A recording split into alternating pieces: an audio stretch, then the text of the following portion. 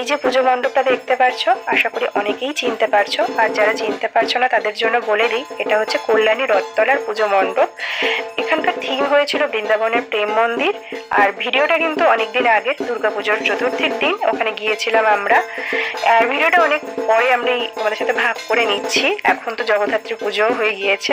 যাই হোক, তো এই চতুর্থীর দিন কিন্তু একটা খুব বাজে ঘটনা ঘটে আমাদের সাথে। সেটা হলো গিয়ে ফেরার সময় কল্যাণী থেকে খুব দেরিতে দেরিতে ট্রেন আছে, ঘন ঘন ট্রেন নেই। তো আমাদের বাড়ি ফেরার জন্য প্রায় 1.5 থেকে 2 ঘন্টা স্টেশনে বসে অপেক্ষা করতে হয়।